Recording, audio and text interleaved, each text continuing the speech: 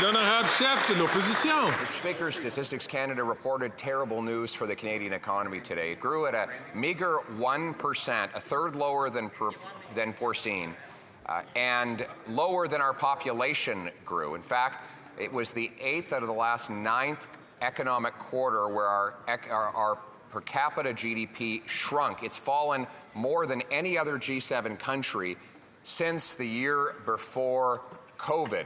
This is the direct result of higher taxes on capital gains, on energy, on work. Why won't they accept our common sense plan? Better yet, why don't they call a carbon tax election so we can fix the economy?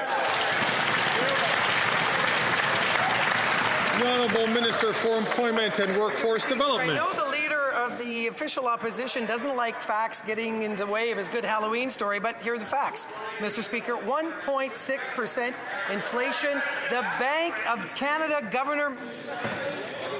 Colleagues, it's important for those, of course, to be able to follow and for the chair to be able to follow what's being said.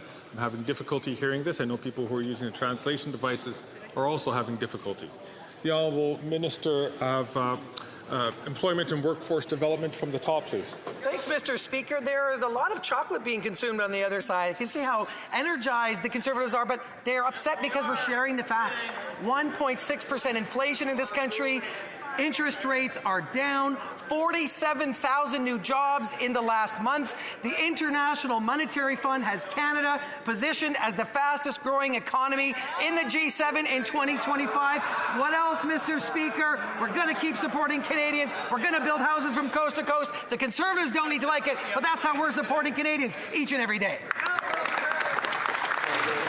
The Honourable Leader of the Opposition. Mr. Speaker, the American economy is roaring while the Canadian economy is snoring.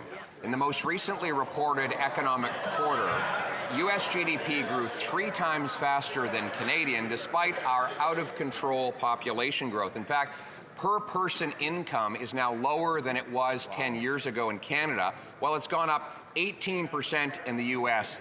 The gap between U.S. and Canadian incomes is worse than at any time in the last century. Why won't they call a carbon tax election so Canadians can vote for powerful paychecks that buy affordable homes on safe streets? The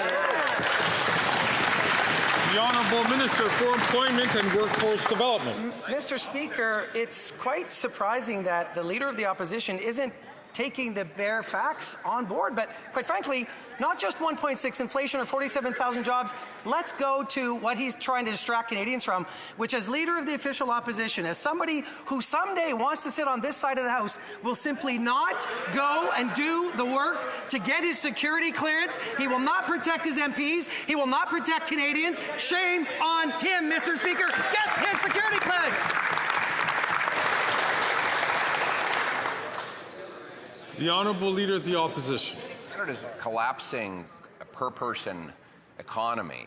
It means lower wages, which means that Canadians can afford less food, less housing, and governments can afford less for schools and hospitals. It's the direct result. These are first economic data points that have come out since they jacked up the capital gains tax and now driving billions of dollars south of the border. Why don't they follow our common sense plan to axe taxes? In fact, in addition to getting rid of the carbon tax, why not follow our plan to axe the GST on new homes to build 30,000 more per year? It's common sense. Let's bring it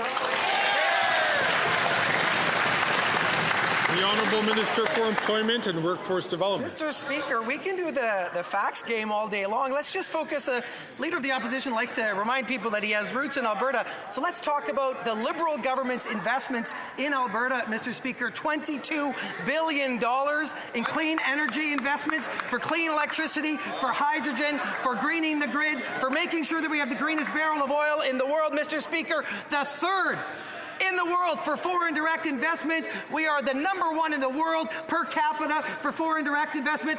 They don't want to tell Canadians about it. We will, and we'll make sure there are good jobs from coast to coast to coast.